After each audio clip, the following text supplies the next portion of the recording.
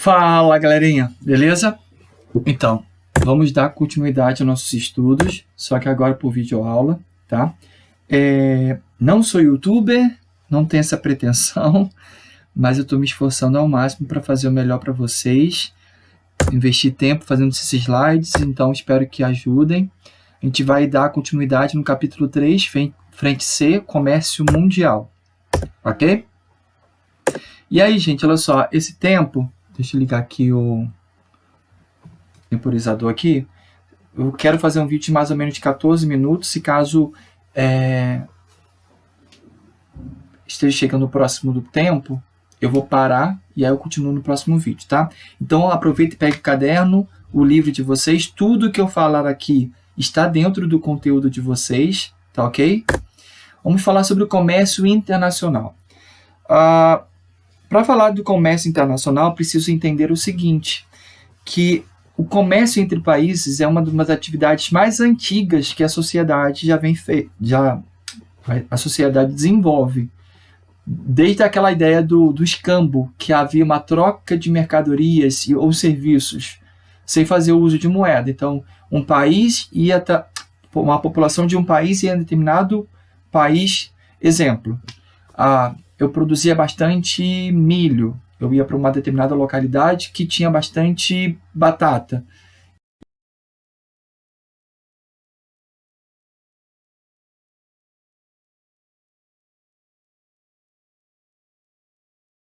O objetivo era suprir as necessidades básicas daquele povo. Há alguns historiadores que dizem que as rotas comerciais promoveram o maior desenvolvimento das civilizações, porque a partir dessas rotas comerciais começaram a haver maior interação entre os países, ligando civilizações, como aconteceu na egípcia, pela Rota da Seda, que ligava a Índia e a China, ok? Mas para falar do comércio internacional, a gente precisa falar sobre o processo do sistema econômico capitalista.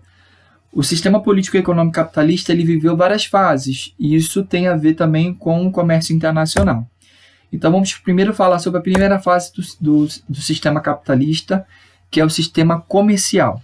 Esse sistema comercial ele iniciou durante as grandes navegações. Então tem como pano de fundo as grandes navegações, o expansionismo marítimo. Nesse período, quanto mais acúmulo de metais preciosos, mais poderosa era uma nação. Então eu tenho aí o metalismo. A mão de obra dessa época era escrava.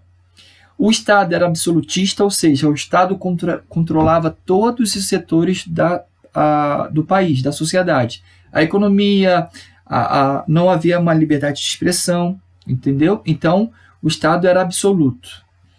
Havia a exploração das colônias e processão de novas terras. Esse é o cenário do capitalismo comercial. Depois vem o capitalismo industrial, como o próprio nome diz. Ele teve como pano de fundo a Revolução Industrial. Temos aí as construções das fábricas.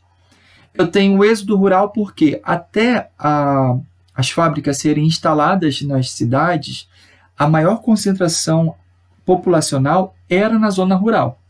No momento em que o homem constrói a fábrica na cidade, há um deslocamento populacional, fazendo com que a cidade ela começasse a ter maior contingente populacional do que a zona rural.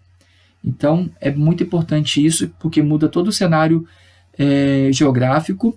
A mão de obra aí já é assalariada, não é mão de obra escrava. Deixa eu beber um pouquinho de água aqui. Eu tenho a fragmentação da produção. O que seria isso? Eu tenho a produção que anteriormente ela era feita artesanal, uma pessoa participava de todo o processo da produção, aí eu tenho a fragmentação. A produção ela vai ser partida em etapas, fragmentadas em etapas, para aumentar a produção e diminuir o tempo de produção. Logo, eu tenho maior produção em menor tempo, e eu vou ter menor custo da produção e maior lucro, ok? E também, consequentemente, se eu tenho maior produção, eu tenho também a necessidade de ter maior quantidade de matéria-prima. Então, a partir da Revolução Industrial, eu tenho o início de um maior impacto ambiental. E a lei de mercado. Aqui, quem vai definir o preço das mercadorias é a lei da oferta e da procura. A terceira fase do capitalismo é o capitalismo financeiro, que vai ter como pano de fundo o fim da Segunda Guerra Mundial, o surgimento dos blocos econômicos. O Estado aí é o mínimo. Blocos econômicos, gente, são blocos regionais, é agrupamento de países que tem como objetivo o desenvolvimento econômico dos países membros. Aí temos, no Brasil, Argentina, Paraguai, Uruguai, Mercosul, a União Europeia, o NAFTA, que é Estados Unidos, Canadá e México. Esses são blocos econômicos.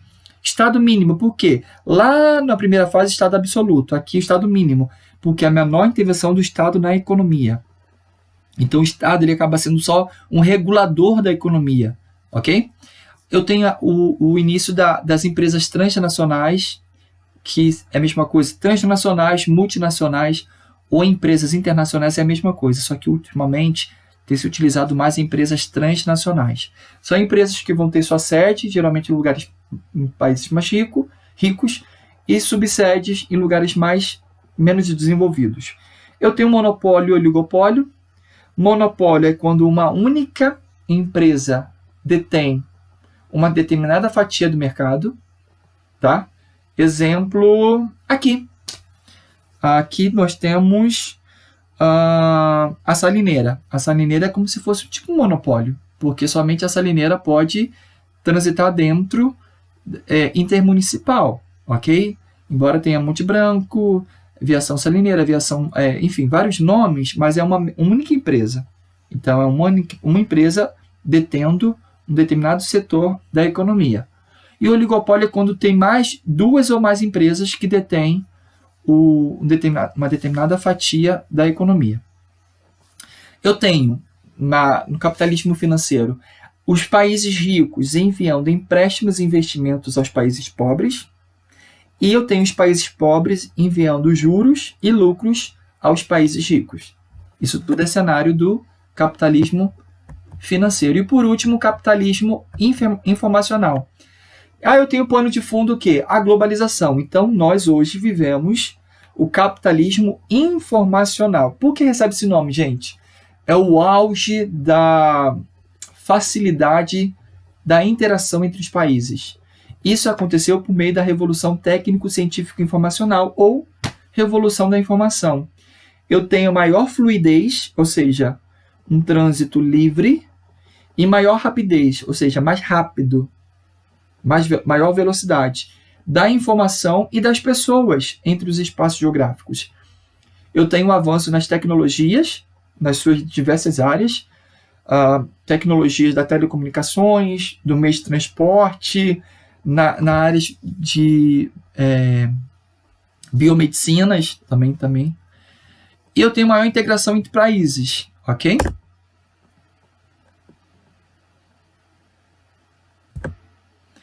Diferença entre padrões comerciais. Os países ricos, eles tendem a produzir e fornecer produtos altamente industrializados.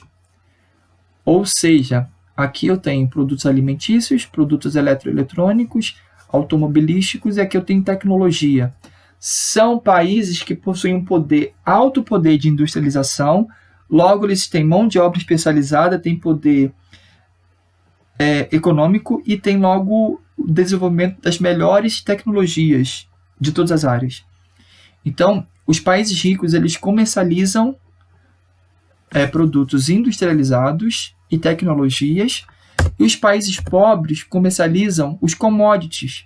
Os que são commodities? São produtos que funcionam como matéria-prima para quem? Para os países ricos. E esses produtos, eles são produzidos em grande escala, e eles podem ser estocados e não perdem a qualidade com facilidade. Isso são commodities. Tem milho, petróleo, café, enfim, soja, algodão. Então, os países pobres, eles fornecem matéria-prima para os países ricos.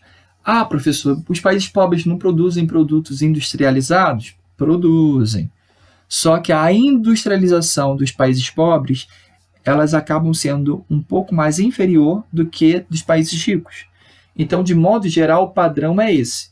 O país pobre fornece matéria-prima e produtos industrializados com baixa tecnologia para os países ricos, e os países ricos vendem para nós produtos industrializados, muito industrializados, altamente processados e elevadas tecnologias. Esses seriam os padrões comerciais. A diferença é o que acontece. Esse produto aqui, os commodities e a matéria-prima, vai ter um valor agregado muito mais baixo do que a matéria-prima. Vamos imaginar hipoteticamente. Deixa eu pegar aqui alguma coisa. Aqui não tem.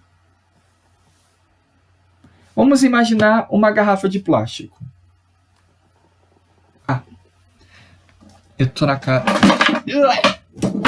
Caiu um monte de coisa aqui.